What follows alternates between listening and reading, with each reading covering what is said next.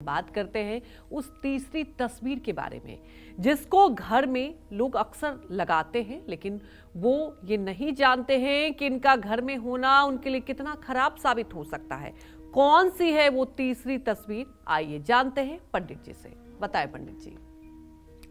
देखिए, वास्तुशास्त्र में बताया गया है कि घर में कभी भी जंगली जानवर, खास तौर पर हिंसक पशुओं जैसे शेर, चीता, भालू की तस्वीरें नहीं लगानी चाहिए। लेकिन क्या पूछना है, इस कलयुग में हमारे तो ऐसे ऐसे वीर हैं जो बाघ की छोटी छोटी प्रतिमाएं जो है अपने कार के पीछे जो है शीशे के अंदर रखे रहते हैं। वो ये दिखाना चाहते हैं कि मैं शेर हूं। अगर आप हिंसक जानवरों की तस्वीर अपने घर में लगाते हैं तो आप विश्वास करिए, आपके घर में तनाव और हिंसा का वातावरण कभी न कभी इतना उपद्रव मचाएगा कि पूरा घर तहस नहस हो जाएगा। इसका कारण यह है कि इन तस्वीरों में नकारात्मक ऊर्जा का संचार होता है और घर में रहने वालों की प्रवृत्ति पर भी इसका नकारात्मक प्रभाव पड़ता है।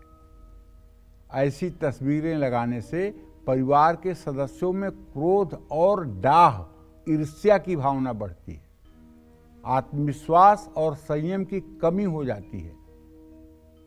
परिवार में आपसी कलह के कारण सुख चैन खोने लगता है। कुछ लोग वाइल्ड लाइफ की तस्वीरें लगाते हैं, जैसे जंगल का एक चित्र लगाते हैं और उसमें चलते हुए मतलब कि शेर, चीता, भालू इस तरह की चीज़ें लगाते हैं। इसको सोचते हैं कि ये हम बड़ा मतलब कि अच्छी चीज़ लगा रहे हैं। बिल्कुल ये अच्छी चीज़ नहीं है।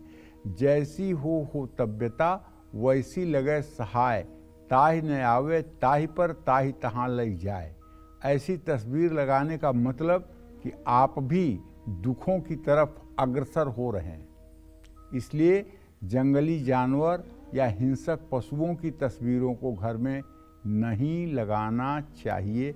मेरा आग्रह है आपसे, निवेदन है आपसे कि आप अपने घर को मंदिर भी कहते हैं। आपके रहने का वो मंदिर है जिसके आप देव हैं। उसको ऐसे सुसज्जित रखना चाहिए जहाँ जाने के बाद मन को प्रसन्नता मिले, मन को शांति मिले, आगंतुकों को भी शांति मिले, किसी को बेचैनी न महसूस हो। घर का वातावरण इतना सुरम्य हो कि कोई 2 मिनट बैठना चाहे तो 10 मिनट बैठ जाए। किसी के मन में तनाव है तो तनाव दूर हो जाए।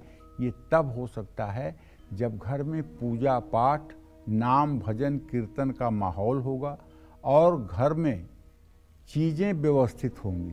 पता लगा कि एक जूता गेट के पास है, दूसरा जूता किचन के सामने रखा हुआ है, तीसरा जूता जो है सोफे के पास है। घर में चीज़ें बिखरी हुई हैं, झाड़ू अलग गिरी हुई है, सामान अलग बिखरे हुए हैं। अरे ये क्या है भाई? अगर आप अपने घर को नहीं व्यवस्थित कर सकते तो ये जिंदगी इतनी बड़ी है, इसकी जिम्मेदारियां इतनी बड़ी है, इस जिंदगी को आप कैसे व्यवस्थित करेंगे? कुछ लोग ऐसे होते हैं कि घर में कूड़ा पड़ा हुआ है और उसी रास्ते से 4 बार गुजर रहे हैं, लेकिन इतनी गलती नहीं करेंगे कि कूड़े को बीन करके डस्टबिन में डाल दें। ऐसे लोगों को तो चुल्लू भर पानी बहुत काफ़ी है। जो लोग जहाँ से गुजर रहे हैं वहाँ से अगर कोई अनवांटेड चीज़ पड़ी हुई है तो घर का चाहे मुखिया हो और चाहे घर का छोटा सदस्य हो, अगर जरा सा भी दिमाग है तो उन सारी चीज़ों को बीन करके, उठा करके और डस्टबिन में डाल देना चाहिए। घर की सफाई सिर्फ महिला की जिम्मेदारी नहीं होती है, घर में रहने वाले प्रत्येक व्यक्ति की जिम्मेदारी होती है कि घर को साफ सुथरा और व्यवस्थित रखे और ऐसा घर का माहौल बनाना चाहिए। जो लोग इस तरह से नहीं करते हैं वो लोग अपने जीवन में भी सफल नहीं होते हैं, ये मेरी गारंटी है। जो लोग कूड़े को देखकर एवॉइड करके और आगे बढ़ जाते हैं और किसी चीज़ को सुनियोजित, जैसे बच्चों ने घर में खिलौने फैला दिए हैं, बच्चे हैं तो फैलाएंगे, तो आप बड़े हैं ना, आप उसको सब समेट करके जब बच्चे खेल चुके हैं तो रख दीजिए। अगर आप नहीं रखते हैं तो आप भी खिलौने बन जाएंगे, आपसे भी दुनिया खेलेगी और आपके ऊपर भी दुनिया हंसेगी।